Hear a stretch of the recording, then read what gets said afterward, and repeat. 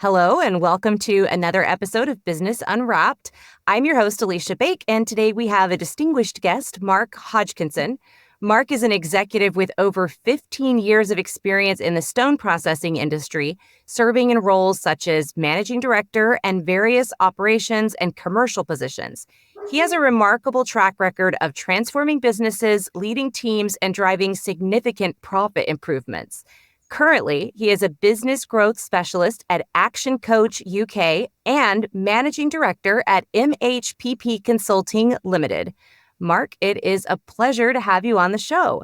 So let's Thank you, just Aleesha.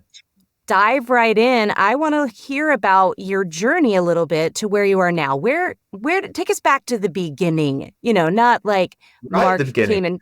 not like Mark came into the world, but like Mark started in the world as an adult. Yeah, Mark started in the world as an adult, and it's very, very relevant, really, that I could divide my career into two. You've covered a lot of the years that I spent in the stone industry, which is circa 16 years, and continues. But before that, my career was in business consultancy. Oh, okay. So I used to work on business improvement across a load of different sectors. Manufacturing, particularly, I had a long stint with the BBC, which was absolutely fascinating. Logistics, warehousing, quarries were thrown in there as well. So I had 16 years as a business consultant, changing businesses for the better, and then I went into, as you say, the stone industry, which I fell in love with. I love that. So talk to us a little bit, assuming that someone listening has no idea what that means, the stone industry. What does that mean? Industry. Quarrying. Okay. So the things we stand on, so the material that goes in to make our roads, our footpaths, our buildings, everything that we live in, the offices that we go to, the malls we go to, etc. So that's what quarrying is. It's the quarrying and processing of stone that's in our natural environment. So in big hills, we take it out, we process it, and put it in a state that can be used for building. So when you see these big, tall, beautiful buildings with cut stone, that's the stone industry, but also gravel for making roads or things like that as well.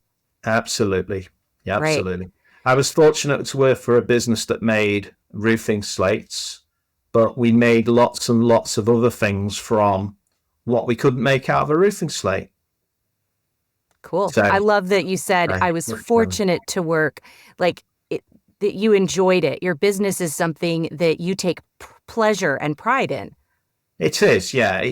One, it's a very exciting industry because it uses lots of big pieces of equipment, and it's fast-moving environment as well. I mean, safety is paramount in everything that's done in that industry.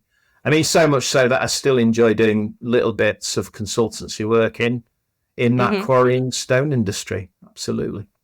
So let's go even farther back than adult Mark. Did you seek an education, or was an education something that you found along the way? Yeah, I mean, a bit of both, actually. So I went down the normal conventional route here, which is, various GCSEs or O levels, as we call them over here in my day, and then A levels, and then university while you work out what you want to do. And then eventually, there were a few little jobs on the way, banking, etc. But as I say, then I fell into consultancy. And I think through my career, then whether it's during those consultancy years or indeed the time in the stone industry, it was about continuous education. And that's something actually that I'm passionate about, and Action Coach are passionate about, is continued education. Every day is a learning day. Especially when we live in such a rapidly evolving world and economy where things are constantly shifting. You can't sit back on the education you gained 20, 30 years ago and expect to succeed. Absolutely. So, at what point and how did that transition happen from I'm a business consultant to I'm working in the stone industry? Did you just work with someone and love it? Absolutely. Two things happened. it's quite common when you're a consultant, you build relationships up with business. Um, so it is quite common to be asked, would you like to join us on a permanent basis?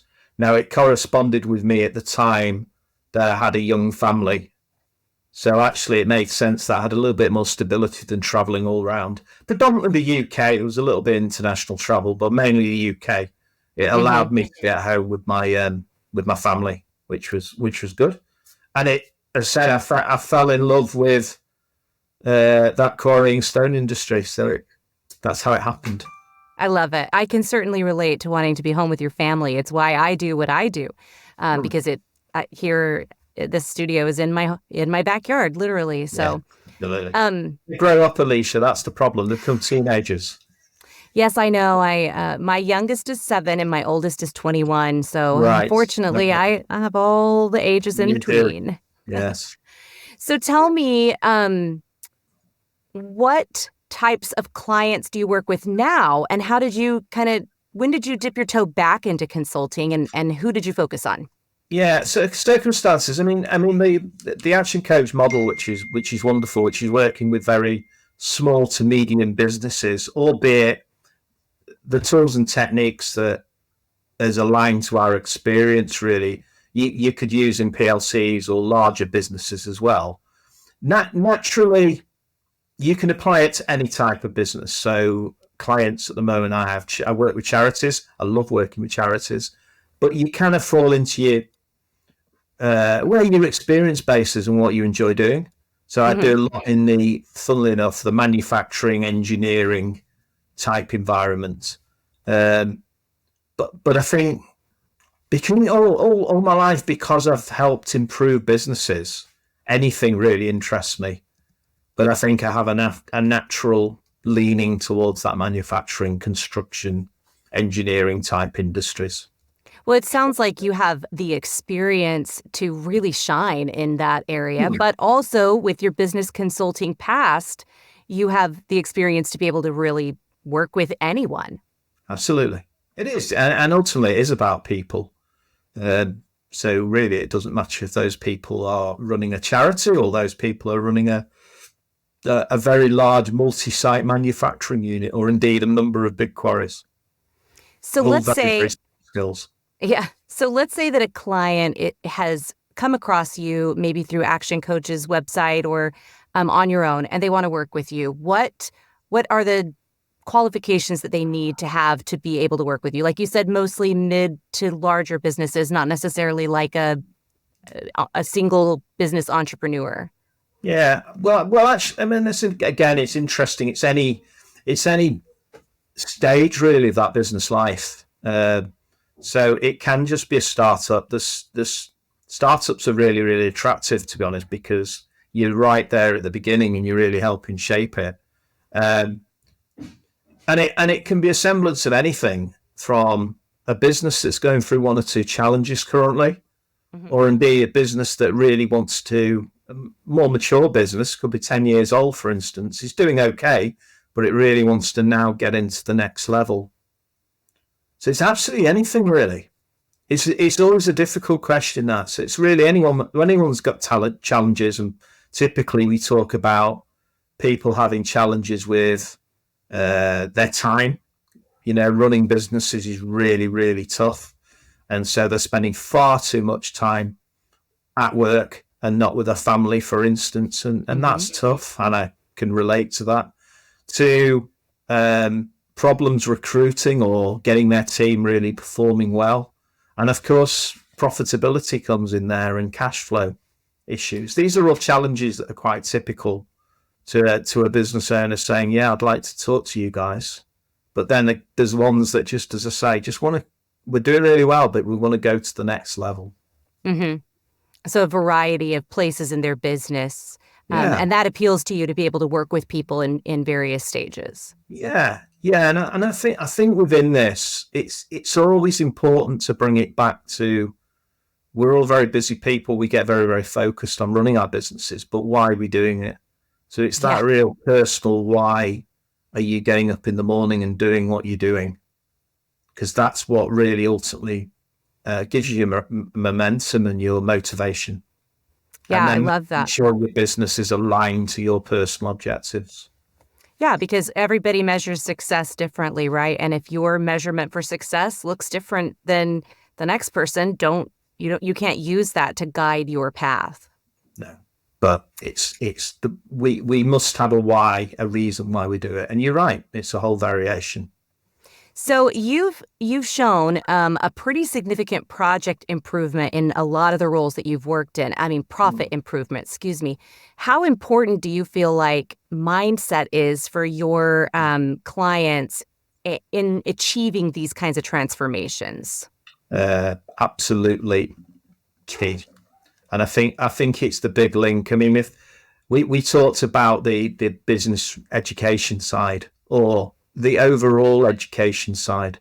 So we all talk about we all talk then about personal goals and things and what we want to have within our lives. In order to have what we want in our lives, I think we talk very much about you've got to become someone different. Mm-hmm. So that's the bit, and that's partly education, but it could be spiritually, it could be in your wealth. It's just you've got to become a different person, and that's whether you're 25 years old, 18 years old, or 55 years old. I think that element of it is becoming someone different in order and do the stuff that you need to do in order to have those things that you want. Yeah, to be You willing to mind? transform. Absolutely. Yeah, and I think this mindset piece, I think increasingly so in the world that we live in is so key. So, what advice do you have for business leaders who feel isolated in their roles, who Ooh, don't connect? great question.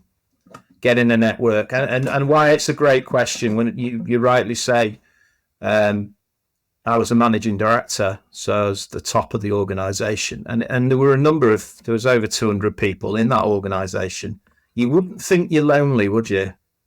But actually, when you're there at the top, it can become a very, very lonely place.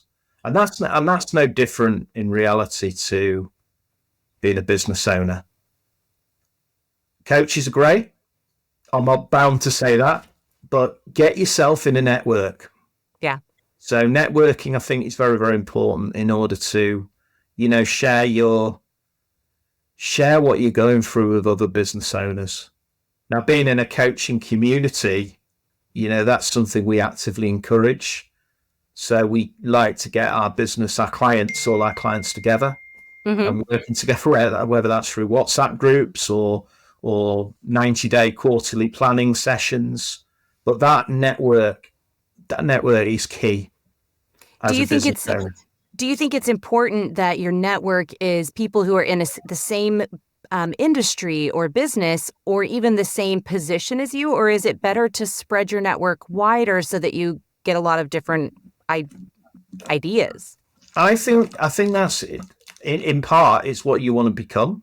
But I think what we talked about when we talked about challenges with time, money, and team people, essentially, I think is common whether you're a charity, whether you're a manufacturing business, whether you're a small business, a medium business, or indeed a large business.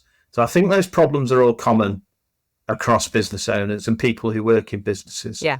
If you want to do some specific, if you're, for instance, very much into the technical aspects, then yeah, sometimes a network group with people who talk your language, I think, could be quite effective as well. But I think generally just mix with people and be Yeah. able to get things off your chest, essentially. I really love something you just said there that I think we often seek friendships and relationships with people who are like us, who are Mm. us. But you said seek out a network with people who you want to be, to where you want to achieve and what you want to achieve. And that seems like a really great strategy. Fill your Yeah, network with people who are where you want to go, not necessarily where you already are. absolutely right. And that is it's a very common thing when you want to become someone different. Sometimes you have to look outside what your current network is in Yeah. order to become the person that you need to become and you want to become. So And that can, push yourself out. In that case, pushing your comfort zone. In order to change, you need to push your comfort zone out. yeah, Absolutely. I love that. I use the analogy. I love the VR. I don't. Have you ever used a VR headset? Yeah. There's a Yeah. game called Beat Saber in there where you like slice blocks of light, and I love it because I'm weird, but it's super fun. I'm old. I'm this old lady playing with like 12-year-olds, but I have a lot of fun doing it. And for the longest time, I was stuck on the normal level, and when I finally went up to the hard level, I kept failing and messing up, but eventually now I'm at the hard level and I can just fly through it like nothing. But it took that little leap to go up to that harder level and be willing to fail, willing to fail over and over sometimes to achieve what we want is really the key to success. Failure is an interesting one. It's something I've always been part of my ideology. Really, is you've got to fail. You've got to fail to be successful. The key is learn from your mistakes. If you can, learn from other people's mistakes, but allow people. If you're in a leadership position, allow people to fail in a safe way. I love that. I think that could be applied to parenting as well. I have 4, so yes. Yeah. Yeah. We're more connected than I thought. I have 5, and it is wow. It's a lot, right? I was crazy. Yeah, that 4 is not crazy, but 5's crazy. I think anything past 2 was crazy for us. Let's talk about a little bit about KPIs and how crucial they are for tracking business performance. What key KPIs do you focus on with your clients, and how do you use them to drive business growth? Great question, that. Right. So as a consultant was nice. So I used to love KPIs. Everywhere I went was KPIs and dashboards. And I took a lot of learning, I'm going to say in the last 10 years, actually. I was guilty in the past of having too many KPIs. I'm trying to think what the book is, but there's a lot of thinking more recently about the critical few KPIs. Mm-hmm. So within a department, you should really only have 4 or 5 KPIs, which give you the leading indicators so you know what's going to potentially happen in your business. So my thinking very much changed from I need this many KPIs to I need this many. So the critical few. So it takes a little bit of thinking about, well, what really does give me the indicator that some action has to take place in order to make sure we have a good week or we have a good month. It varies clearly within different clients, and it goes very much to what are the actual objectives personally, but then as a business. Financial numbers are always key, depending what you're looking at. But I would always say things like revenue, gross margins, debtor days for certain businesses, so getting people paid, I think are key. Where I come very much from an operational background, some sort of efficiency or productivity measures should be in there. Productivity always goes alongside things like quality in an operational world. So you have some sort of cost or efficiency measure, you have a quality measure, and you have a delivery measure, things like on time in full, for instance. I would say as some of the KPIs I would always expect to see. But I think on top of that, then it's very, very dependent on the type of industry. Yeah, and it sounds like even at each of those levels, you need to really work to dive deep and figure out what that looks like for you. Delivery on time might look different depending on your field. Is it? Absolutely. Like for me as a professional voice actor, I want to make sure I deliver my audio to my client before their deadline, like a good amount of time before, because that gives them a chance to make changes, because there's always changes, right? Yeah. No, that's interesting. I've been having that debate this week, actually. In a manufacturing environment, you try and just be in time, because sometimes it's as bad to be early as it is to be late, because storage. Potentially the reason you're late is because you're early on some of them. So that's very much where just in time comes from. But I get what you're saying. You had a very good argument there. Yeah. Well, when you sell a product, right, the product is the product, and delivery Yeah, on time is great. And when you sell a service, maybe it's the same depending on the industry and the field. And in the yeah, creative industry, people are forever making changes. Legal is forever going, oh, you know what? We can't say that. But they don't hear it until they hear it, right? yeah. So sometimes when they read it, they just don't notice it. So I always try to deliver at least 24 hours, if not 48 hours before a deadline because of that. So it's really about sitting down with a coach and evaluating and figuring those things out. Because for me, I don't know that I've ever thought about KPIs in my business and what they are and how I could identify them. So how much of your time do you spend working with clients, like really dialing that in? Mm. So some clients you have KPIs and have a basic understanding. So what you do typically there is you'd look for them to do an audit so they can try and understand what they're currently measuring and why they're measuring it. Bear in mind, before that, you've very much been doing some of the, well, what are we actually trying to achieve as a business?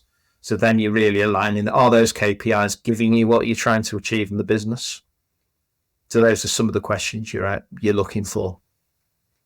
I would very much say it's a key part of the business. At the moment, there's one client that we're going through that process with. It's got multiple departments. It's a manufacturing company. It's going to take about a month to get a refinement of the current KPIs and an agreement of the KPIs going forward. But it Yeah, could so take many 2 moving weeks. parts. Yeah, could So take 2 weeks. let's shift topics a little bit because since COVID and before really, but really since, and we say COVID here, I think you guys say, Most take cor- COVID. do you say COVID? I was gonna say, I was talking to someone the other day and they kept calling it the corona. And I was like, Oh, oh, okay, well, whatever. Um, yeah. since the pandemic changed our global atmosphere, we have experienced continual change in, I think, a much more rapid way in businesses, and culture change is part of that. Are we in office? Are we out of office? Are we Oh. hybrid? Are we talking as much to people? Are we shaking hands? How do you approach a company's culture changing and shifting and set them up for success? Mm. So they're into people, really. So I'm a firm believer in people. MHPP stands for Mark Hodgkinson People and Performance. So it's integral to everything I do. And you have to talk and communicate. I'm not about coming up with a conclusion. I have personal beliefs about collaboration and people working together in a face-to-face environment. But for me, it is key that communication is two-way. So if you're talking about your workforce, you listen to what's being said and take all opinions into account. I think, Aleesha, very much so. One key thing we always talk about is understanding what those values are within a business. You obviously have values, you have beliefs, you have skills. And obviously when you're talking about values, it's from your values and from your overall beliefs, then you can set some rules of the game. So how you expect an organisation to perform. And I think that's very much where a lot of it has got to come from you as business owners or managers or leaders of the business. But I would just plead that people do take an interest in the people and get feedback and input into those things, because I think it's really, really powerful. I think that's brilliant the way that you put that. My focus in college, more years ago than we're going to count, was organizational communications, which was the study of how organizations communicate, and what's effective and what's not. And we spent quite a bit of time studying leaders having, an open door policy was the catchphrase back in the late 90s. And I just think that the way that you just phrased that, just two-way communication, that you're not just talking at, but you're listening to as well, is key. So you have some really great people first strategies and things that showcase your ability to help a business succeed.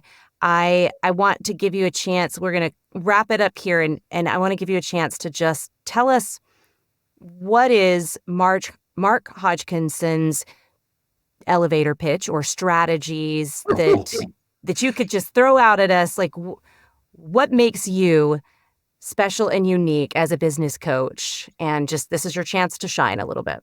You could have warned me. I'm going to start with that. I listen.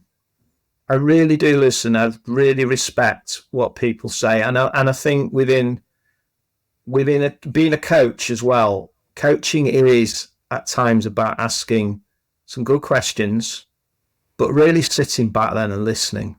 And I think that's what I am. I've got a great strategic mind. I don't normally big myself up like that, but I'm more interested to hear what my clients say and what the people who I'm talking to are saying. So I think it's a case of prompting the right things and then taking real interest in what those people are saying and where those people want to go. So I think that's it. But as a coach, the greatest value that we provide for anybody is accountability. There are thousands of books out there and people can read them and they will tell you how to run your business fantastically. Why don't people do it? And it's because they need people like me, wise, who are willing to listen and direct in the right way and hold people accountable for it. And say, if you said you're going to do that, that, and that, you're doing that, that, and that because those are your personal dreams and your personal goals. That's why we need to make sure we do it when we say we're doing it. I love it. Yeah. In an interview with Davide Vece, who is the lead generator, he said the magic you're looking for is found in the things you're not doing. And I just thought that was so brilliant. But too many of us, we have no idea what we should be doing. Or we know what we should be doing. We just don't know how to make it happen.